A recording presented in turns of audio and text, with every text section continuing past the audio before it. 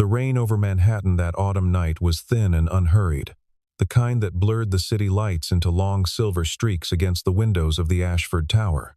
Inside the grand ballroom, chandeliers burned gold above rows of black-tie guests, and champagne moved from hand to hand like a current that never stopped. It was the birthday of the most powerful woman in the room, though she had not yet arrived. Somewhere near the far wall, standing apart from the noise, a man in a plain gray suit studied the crowd without seeming to study it at all. Then, without warning, Vivian Ashford crossed the entire floor in 7 quick steps, wrapped her fingers around his arm, and turned to face 200 watching eyes. "Tonight," she said, loud enough for the nearest tables to hear, "pretend to be my fiancé." The music did not stop, but the room did. Nobody in that ballroom knew the man's name. Nobody understood why the city's most guarded executive had chosen him. But before the night ended, that stranger in the ordinary suit would tear apart a conspiracy large enough to swallow an entire empire. Gavin Mercer had walked into the party less than 20 minutes earlier, and already he wished he had stayed home. He was 39 years old, a man who repaired broken companies for a living, and then vanished before anyone learned his first name. 3 days earlier, he had closed out a small manufacturing firm's rebuilding contract, wired his invoice, and planned to spend the weekend alone with a book and a bottle of decent bourbon. Instead, an engraved invitation had arrived at his apartment, addressed in Vivian Ashford's own handwriting, and something about the weight of that card had made refusal feel impossible. He did not attend parties. He avoided rooms exactly like this one, filled with billionaires comparing yachts, senators trading favors behind polite smiles, and bankers who measured a man's worth by the cut of his jacket. Everyone here belonged to someone, to some family name, some inherited fortune, some old money bloodline stretching back 3 generations. Gavin belonged to none of that, and he preferred it that way. A waiter mistook him for a hired assistant and asked him to refill an ice bucket near the bar. Gavin only smiled and pointed toward the actual staff, unbothered. Across the room, Damian Cross noticed the exchange and laughed a little too loudly, nudging the woman beside him. "Security must be getting lazy," Damian said, just loud enough to carry. Gavin heard every word. He said nothing back. He had learned long ago that the quietest man in a room usually understood it best. While the guests drank and postured and traded gossip about mergers and inheritances, Gavin watched the exits, the guarded conversations near the terrace doors, and the tension buried under all that expensive laughter. Something in the building felt wrong, though he could not yet name it. He simply stood near the wall, hands in his pockets, and waited. Then the doors at the top of the staircase opened, and the noise of the entire ballroom dropped by half. Vivian Ashford descended in a black gown that moved like water, her expression composed into the flawless mask the press loved to photograph. She was 37, the chief executive of Ashford Global Holdings, and famous across 3 continents for never once losing her composure in public. Tonight, however, something behind her eyes was different. Gavin noticed it immediately. The way a man notices a hairline crack in a wall he has studied for years. She scanned the crowd once, twice, and then her gaze found him. She walked straight toward him, ignoring every outstretched hand along the way. For a moment, standing near that marble column with the noise of 200 guests swelling behind her, she looked less like the woman who had built an empire, and more like someone counting the exits in a burning building. Gavin recognized that look. He had seen it on the faces of executives moments before their companies collapsed on live television, the particular stillness of a person who has already decided there is no way out and is simply searching for the least painful way through. She reached him and did not slow down. Her fingers closed around his forearm, with a grip far stronger than her delicate wrist suggested. And for one instant, fear flickered across her face before the mask returned. "I need 3 hours," she said quietly, pulling him toward the shadowed edge of a marble column. "That is all. 3 hours, and then you can leave. And never see me again." Gavin studied her for a long moment. 3 hours doing what, exactly? "Pretending," she said. "Pretending to be the man I am marrying." He almost laughed, But something in her voice stopped him.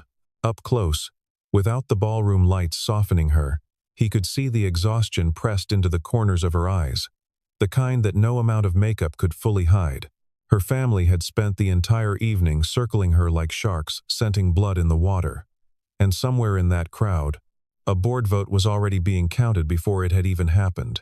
"If I do not announce an engagement tonight," Vivian said, her voice dropping lower, "the board will force a vote by Monday morning. They will remove me as chief executive, and a $9 billion merger collapses with me. My mother has already promised half the room that I am marrying Miles Donovan." "I am not marrying Miles Donovan." "Then tell them that." "I have told them that for 2 years." Nobody listens to a woman who says no. They listen to a woman who already belongs to someone else. Gavin studied the ballroom over her shoulder, the sea of watching faces, the calculating tilt of Damien Cross's head near the bar. He understood, in that instant, exactly what she was asking of him, and exactly how much it would cost him to refuse. "Why me?" he finally asked. "You have lawyers, advisors, an entire company of people paid to solve problems like this one." Vivian's grip on his arm tightened, just slightly. "Because I trust you," she said, "and I do not trust anyone else in this building." She did not explain further. There was no time to explain further. The orchestra had already shifted into a lighter tune, signaling that the formal toasts were minutes away. And somewhere near the staircase, Eleanor Ashford was already watching her daughter with the sharp, appraising eyes of a woman who had built and buried 3 husbands of her own. Gavin exhaled slowly. He thought of the empty apartment waiting for him across town, the quiet nights that had become his entire life since his divorce. The years he had spent building a career out of walking into other people's crises and walking back out before anyone learned to depend on him. He thought about how easy it would be to say no. He said yes instead. Vivian did not thank him. She simply straightened her shoulders, laced her fingers through his, and led him back into the center of the ballroom, as though they had rehearsed the motion 100 times before. The crowd parted instinctively, the way crowds always part for money and power. And when they reached the small raised platform, where the toasts would begin, Vivian lifted her glass and turned to face the entire gathering of the city's most dangerous and beautiful people. "Before anything else tonight," she said, her voice carrying effortlessly across the marble hall, "I want you all to meet someone important to me." She turned toward Gavin, and for one breath, something almost real passed across her face. "This is my fiancé." The silence that followed was louder than any applause could have been. Whispers moved through the crowd like wind through dry grass. Champagne glasses paused halfway to lips. Somewhere near the back, a photographer's flash went off twice in rapid succession, capturing the moment before anyone had time to compose themselves for it. Vivian Ashford, the woman who had turned down 3 marriage proposals from men whose families controlled entire industries, was standing beside a stranger nobody recognized, calling him her fiancé in front of the most powerful people in New York. Damien Cross set down his glass slowly, his expression sliding from surprise into something colder and far more calculating. This was not the announcement he had spent months preparing to counter.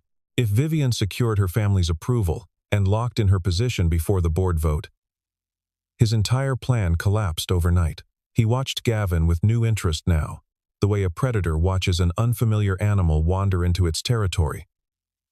Across the room, Miles Donovan's jaw tightened until a muscle jumped visibly beneath his skin. He had spent 18 months courting the Ashford family, dining with Eleanor twice a month, positioning himself as the obvious, inevitable choice. He set down his drink without finishing it, and did not bother hiding his fury as he stared across the ballroom.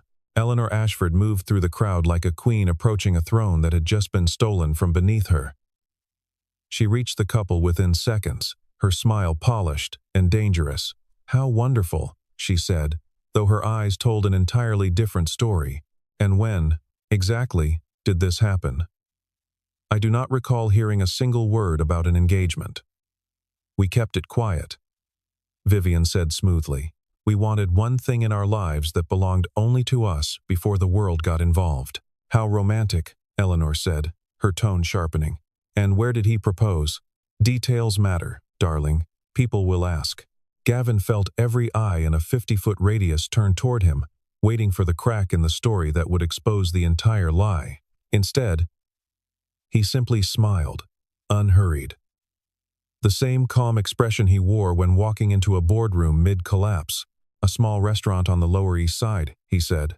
No orchestra, no audience. Just the two of us and a table by the window. She said the ring was too much. I told her it was exactly enough. Eleanor's eyes narrowed slightly, searching for the lie and failing to find one. And how long have you known each other? She pressed. 3 years, Gavin answered without hesitation. Long enough to know I did not want anyone else standing beside me tonight. Vivian turned to look at him, and for a fraction of a second, her carefully practiced composure faltered into something genuine. She had expected him to stumble, to hesitate, to require rescuing at any moment.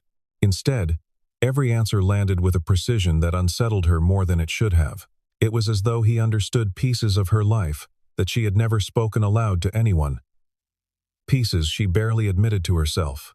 In the quiet hours before dawn, Eleanor finally allowed a thin, unconvinced smile and drifted back into the crowd, already whispering to 2 of her oldest friends. The immediate danger had passed. But Vivian understood it was only the first wave.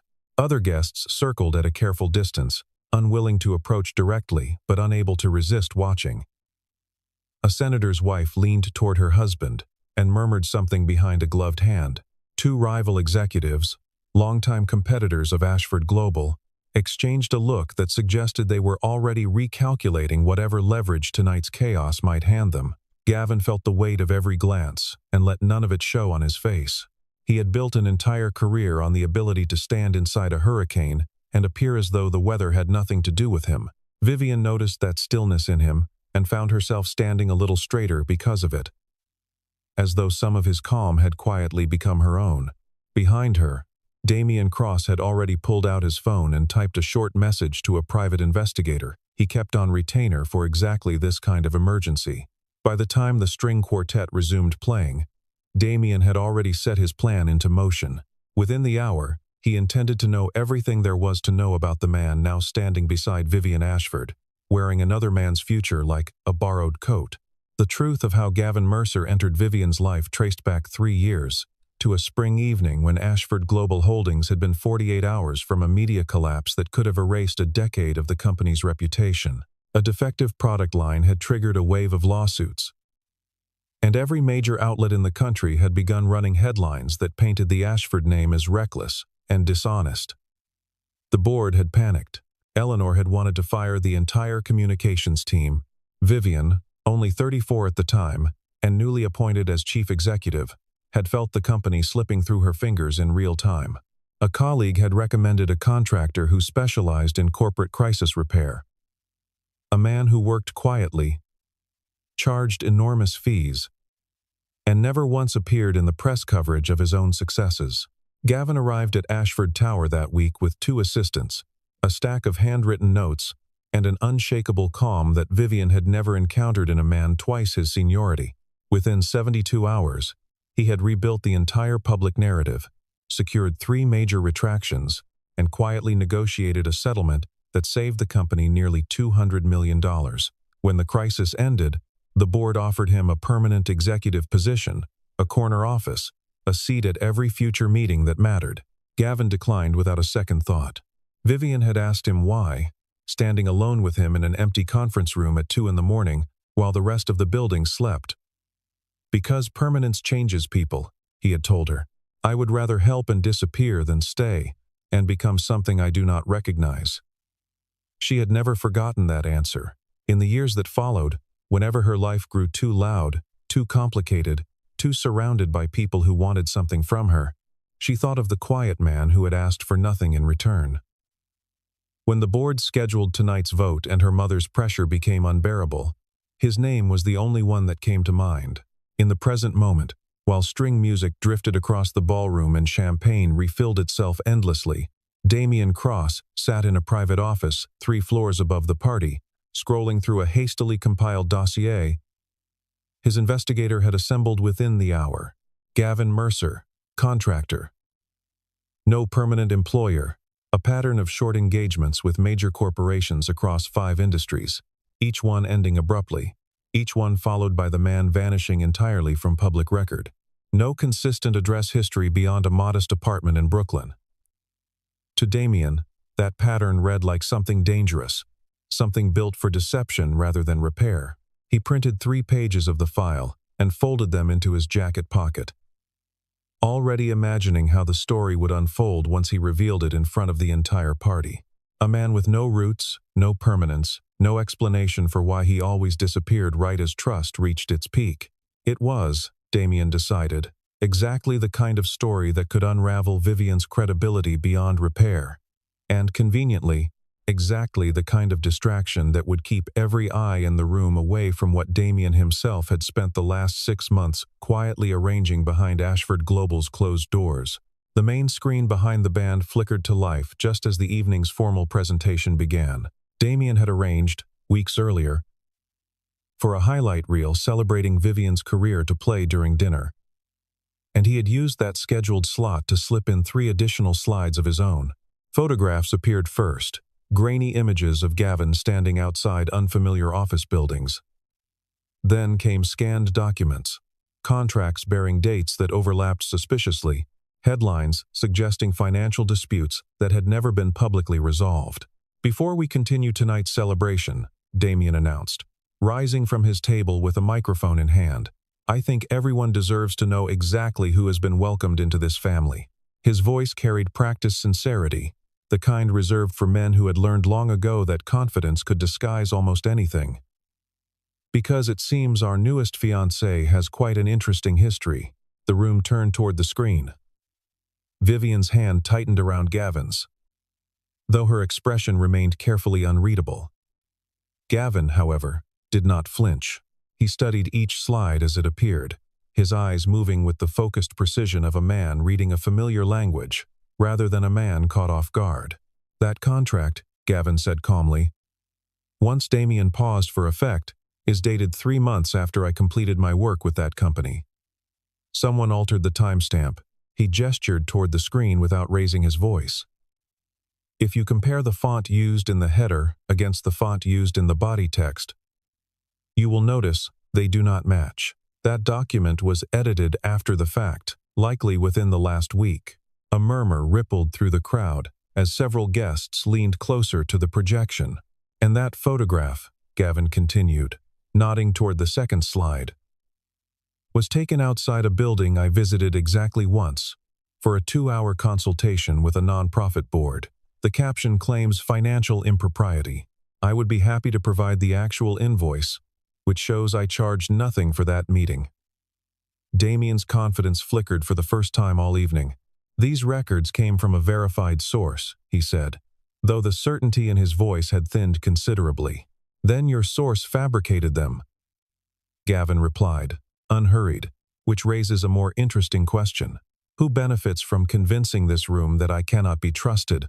On the exact night Vivian needed the room's trust the most, the silence that followed was different from the earlier shock. This silence carried suspicion, and for the first time, it was aimed at Damien rather than at Gavin. Vivian exhaled slowly, relief and disbelief mixing behind her composed expression. She had expected Gavin to survive the evening. She had not expected him to dismantle an attack with such surgical precision, in front of the exact people whose opinions determined her entire career. Before she could speak, however, her phone buzzed silently in her clutch, and the message on the screen drained the color from her face. A major shareholder had just withdrawn preliminary support from the merger vote scheduled for Monday morning, citing what the message called concerning irregularities discovered that evening. Someone, somewhere in that ballroom, was working far faster and far more dangerously than a few doctored photographs. Gavin noticed the shift in Vivian's expression immediately, the flicker of panic beneath her practiced calm. He leaned close enough that only she could hear him. "What happened?" "A shareholder just pulled his support," she whispered. "He says he received information tonight. Something about irregularities in our merger paperwork. Who sent it to him? I do not know." Gavin's eyes moved slowly across the ballroom. cataloging faces with the same quiet precision he had used to dismantle Damien's slideshow moments earlier. He watched the way certain guests clustered near the terrace doors, the way one man kept glancing toward his phone every few minutes, the way another excused himself from conversations a fraction too quickly. Crisis work had taught him that panic rarely announced itself loudly. It moved in small, careful gestures, hidden inside ordinary behavior. Within 20 minutes, he had narrowed his suspicion to a single guest standing near the bar. A longtime member of the Ashford board named Richard Halloway, a man who had served the company for nearly 15 years and had never once raised his voice in a meeting. Gavin had read enough financial disclosures over the years to recognize a certain kind of desperation, the kind that came from private debts too large to survive public scrutiny. "It is not Damien," Gavin told Vivian quietly, guiding her a few steps away from the crowd. "Damien wants power, but he wants it in daylight, with his name attached. Whoever leaked information to your shareholder tonight wants money, and wants to remain invisible. That is a different kind of danger." "Who, then?" "I need another hour to be certain. Until then, we keep playing our roles. If whoever is behind this believes the engagement story is working, they will assume the board still favors you. That buys us time." Vivian studied him for a long moment, something shifting behind her eyes that had nothing to do with fear. She had built her entire career on trusting no one completely, on assuming every ally carried a hidden motive. Yet here was a man asking her to trust him with the single most vulnerable night of her professional life. And every instinct she possessed told her to say yes. "All right," she said finally. "We finished the night as planned." They returned to the crowd together, hand in hand, smiling at exactly the right moments, answering exactly the right questions, giving no indication that beneath the surface of their performance, an entirely separate battle had already begun. Gavin excused himself twice during the following half hour, disappearing briefly into a quiet hallway to make 2 short phone calls to contacts he trusted from previous crisis work, contacts capable of tracing financial transactions faster than any internal Ashford audit team could manage on a Saturday night. By the time he returned to the ballroom the second time, he carried the beginning of a very different picture, one involving offshore accounts, a series of unusual wire transfers, and a name that would soon change the entire trajectory of the evening. Vivian watched him move through the crowd during that half hour, greeting old acquaintances with the same warmth he had shown all night, betraying nothing of the storm he was quietly assembling behind his calm expression. She thought of every crisis she had faced in 11 years as an executive, the sleepless nights, the boardrooms full of men who doubted her before she said a single word, the endless calculation required just to be taken seriously. She had learned to survive by trusting almost no one completely. Watching Gavin work that night, piecing together a conspiracy with nothing but a phone, 2 contacts, and an unshakable patience, she understood she was witnessing something she had rarely been given the chance to witness in her entire career, a person choosing to help her not because it benefited him, but simply because she had asked. By 10 o'clock, the celebration had quietly transformed into something closer to a crisis meeting. 3 major investors, alarmed by the earlier withdrawal of shareholder support, requested a private conversation with Vivian before the night ended, unwilling to let rumors fester until Monday morning. Eleanor insisted the meeting happen immediately. In the private study, 1 floor above the ballroom, away from cameras and curious guests. Vivian agreed, and to the visible surprise of everyone present, she asked Gavin to join her. The study filled quickly. Eleanor sat rigid near the fireplace, her expression unreadable. Damien arrived moments later, still shaken from his failed slideshow, clearly uncertain of his footing. 2 investors took the leather chairs near the window, their patience visibly thinning with every passing minute. Somewhere near the back of the room, Richard Halloway lingered by the door, arms crossed, saying nothing.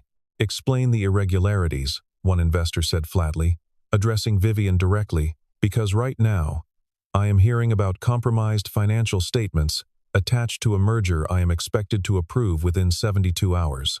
Gavin stepped forward before Vivian could respond, opening a slim folder he had assembled during his brief absence earlier that evening. "There are no irregularities in the merger paperwork. he said calmly. There is, however, a pattern of unauthorized wire transfers dating back 4 months, routed through 3 shell accounts registered outside the country. Someone with internal access has been quietly diverting funds and covering the gap by manipulating quarterly figures just enough to avoid triggering an automatic audit. The room went still. Eleanor's composed expression cracked for the first time all night. That is a serious accusation, she said sharply. Damien shifted near the window, his earlier confidence entirely gone now, replaced by the uneasy stillness of a man realizing he had walked into a room far more dangerous than the one he had prepared for. He had spent the evening trying to expose Gavin as a fraud, never once suspecting that the true danger to Ashford Global had been sitting quietly on the board for 15 years, hidden behind a reputation nobody had thought to question. One of the investors muttered something under his breath about auditors who had clearly missed far more than a clerical error, and Eleanor's eyes flicked toward Richard with a slow, dawning suspicion she could no longer dismiss as impossible. It is a documented one, Gavin replied, sliding copies across the table. Every transaction traces back to a single authorization code, a code that only a handful of people within this company possess. One investor leaned forward, scanning the pages with growing alarm. This explains the discrepancy our own analysts flagged last week, he muttered. We assumed it was a clerical error. It was designed to look like one, Gavin said. Whoever engineered this counted on nobody looking closely enough, especially during a week when the entire company's attention would be focused on tonight's celebration and tomorrow's merger vote. Vivian watched him work with something close to awe. She had built companies, restructured departments, negotiated deals worth more money than most nations' annual budgets. Yet she had never witnessed anyone dismantle a crisis with such calm, methodical precision, layering evidence the way a surgeon layers incisions, careful, deliberate, never wasting a single motion. In that study, surrounded by the very people who held her career in their hands, she finally understood that the man she had asked to play her fiancé for 3 hours had quietly become the only person in the building she trusted without hesitation. Gavin turned the final page of his folder and looked directly at Richard Holloway, still standing near the door with his arms crossed and his expression carefully neutral. The authorization code traces to an account created under board access privileges, Gavin said. Only 6 people currently hold that level of clearance. 5 of them are standing in this room right now, and their financial records show no unusual activity. The 6th authorized the transfers from a private terminal registered to his home address 3 separate times over the past 4 months. Richard's arms slowly uncrossed. This is absurd, he said, though his voice had lost its earlier steadiness. I have served this board for 15 years. You have, Gavin agreed. 15 years, and a mortgage on a property in the Hamptons that exceeds your declared salary by a considerable margin, along with 2 failed private investments that became public record 8 months ago. People under that kind of financial pressure make decisions they would never otherwise consider. The silence in the study grew unbearable. Eleanor rose from her chair, her earlier hostility toward Gavin dissolving into something closer to disbelief. She had spent the entire evening searching for the flaw in this stranger's story, certain he was hiding something far worse than financial desperation. Instead, he had uncovered the actual threat hiding inside her own boardroom, a threat none of her trusted advisors had noticed in 4 months of quiet theft. Damien, still standing near the window, felt the full weight of his earlier miscalculation settle over him. He realized, with growing unease, that his own investigator's dossier on Gavin had likely been fed false information deliberately, planted by someone who wanted attention, focused on a fabricated scandal, while the real conspiracy continued unnoticed. He had been used as a distraction, a loud, confident puppet dancing exactly where someone else needed him to dance. Richard finally broke, his shoulders collapsing under the weight of exposure. He admitted everything in a low, defeated voice: the debts, the desperation, the offer from a rival firm that had promised to erase his financial troubles in exchange for quietly sabotaging the Ashford merger from the inside. Security arrived within minutes to escort him from the building, his 15 years of board service ending in a hallway lined with photographs celebrating the very company he had nearly destroyed. He did not look back as the elevator doors closed, and nobody in the study offered him the courtesy of watching him go. The two investors who had demanded answers less than an hour earlier now regarded Vivian with an entirely different expression, something closer to respect than suspicion. One of them, a silver-haired man who had sat on 3 separate boards over the course of his career, turned to Gavin with open curiosity. "I do not believe we have been formally introduced," he said. "Most consultants I know would have needed a week and a team of forensic accountants to find what you found tonight in under 2 hours. Most consultants are looking for the wrong thing," Gavin replied simply. "They look for what changed. I look for who benefits from nobody noticing." The investor studied him a moment longer, then nodded once, the kind of nod that in rooms like this one counted as genuine praise. Eleanor turned to Vivian, her expression softer than it had been in years. "I owe you an apology," she said quietly. "I doubted you tonight in front of everyone. I should not have." Her eyes shifted briefly toward Gavin. "And I owe you something as well, though I am not entirely certain what to call it yet." Across the room, Miles Donovan had already slipped quietly out through the side door sometime during the confrontation, his earlier hopes for a strategic marriage dissolving into the same fine autumn mist falling outside the tower's windows. Nobody noticed him leave. Nobody, that night, cared. By the time the guests began filtering out of the ballroom below, the crisis had resolved itself with a speed that left everyone slightly breathless. The withdrawn shareholder reinstated his support within the hour, satisfied by the documented evidence and the swift removal of Richard Halloway from the board. The merger, once teetering on the edge of collapse, now appeared more secure than it had been in weeks. Vivian stood near the tall windows of the study long after the others had gone, watching rain trace slow paths down the glass, the city lights blurring gold and white beyond it.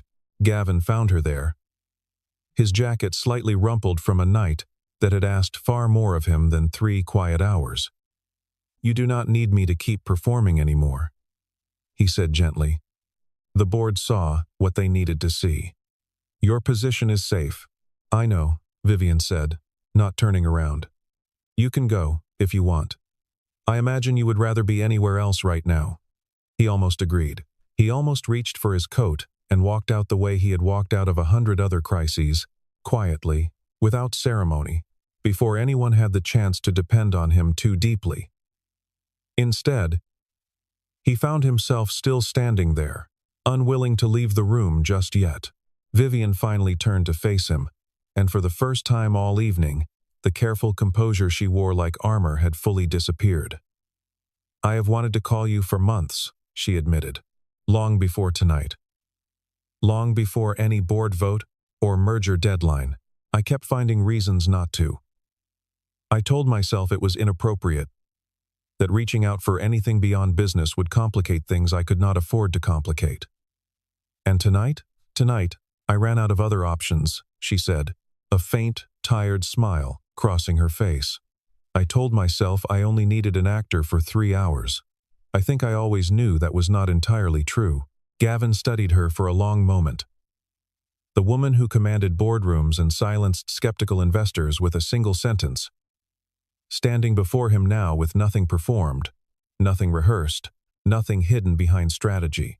He thought of the empty apartment waiting for him across the city. The quiet, careful distance he had maintained from nearly everyone since his divorce years earlier, the discipline he had built around never letting anyone matter enough to disappoint him. "I have spent a long time making sure nobody gets close enough to need me," he said quietly. "It is easier that way. Fewer people to disappoint. And tonight?"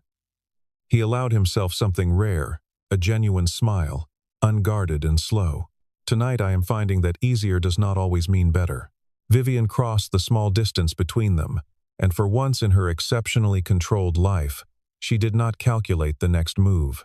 She simply reached for his hand, the same hand she had gripped earlier in front of 200 strangers as part of an elaborate lie, and found that it no longer felt like a lie at all.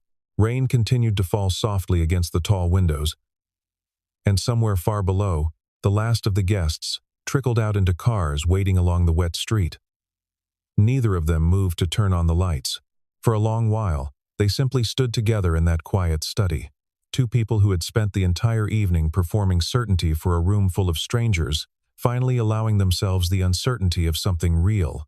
Vivian thought of every carefully worded statement she had rehearsed for tonight, every contingency she had prepared for 100 different disasters, and realized that none of it had accounted for this, a stillness that asked nothing of her at all.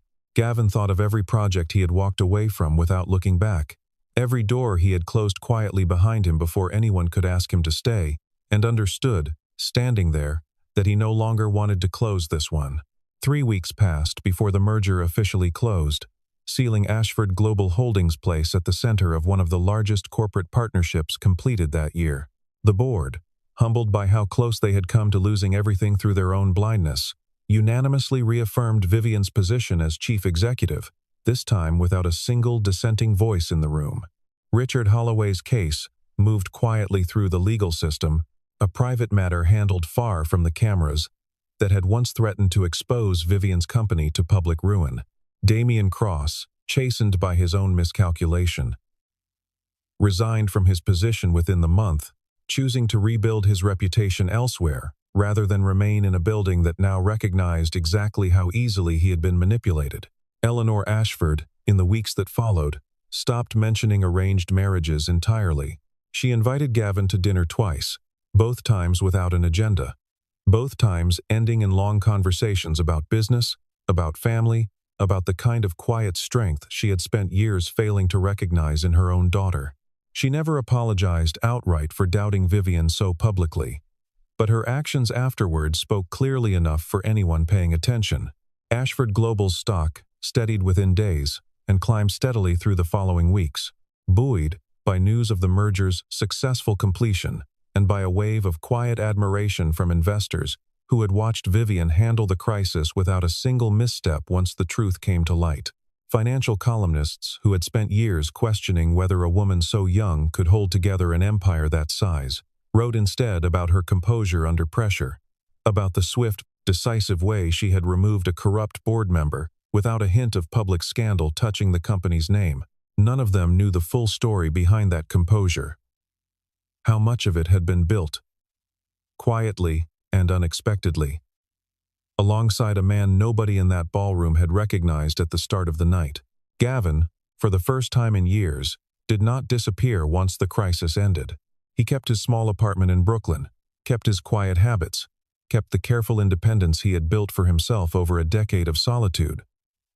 But he no longer vanished the moment a job was finished. He stayed in the city. He returned Vivian's calls the same day they came. He learned, slowly and without fanfare, that choosing to remain somewhere did not have to mean losing himself in the process, a lesson he had spent years avoiding without ever admitting it to anyone, least of all himself. On a bright afternoon, nearly a month after the party, Vivian stood before a room full of journalists for a scheduled press conference addressing the successful merger. Questions about quarterly earnings and market strategy dominated the first 20 minutes, until one reporter near the back raised her hand with a different kind of question entirely. "There were rumors circulating after your birthday celebration last month," the reporter said, "about a surprise engagement announcement. Was that story ever confirmed? Or was it simply a rumor that got out of hand?" The room fell quiet, dozens of cameras angling slightly toward Vivian's face, waiting for her practiced, careful answer. Instead, she glanced toward the side of the room, where Gavin stood near the doorway, having accompanied her that morning at her own invitation rather than out of any professional obligation. "It was not entirely true," Vivian said, a small, honest smile breaking through her composed expression. "That night, it started as something else, a favor between two people who trusted each other more than either of us realized." She paused, and the room leaned in closer. "But things change. People change, sometimes faster than they expect." She crossed the small distance toward Gavin and reached for his hand exactly the way she had reached for it that rainy autumn night. Except this time nothing about the gesture was performed. "So if you are asking whether it is true now," she said, looking directly into the cameras, "then yes, it is." Gavin said nothing, offering only a quiet, unguarded smile, the same one he had given her weeks earlier in an empty study. overlooking a rain-soaked city. He had spent years building a career out of walking into other people's chaos and disappearing before anyone learned to rely on him, protecting himself from every possibility of disappointment by never allowing anyone close enough to cause it. That night at the party had asked him to pretend, for 3 brief hours, to be something he was not. Instead, it had shown him something he had spent years avoiding without realizing it. The simple, terrifying possibility of choosing to stay. When the press conference ended and the cameras finally lowered, Vivian and Gavin walked together down the same marble steps where the rain had once fallen so quietly on the night everything began.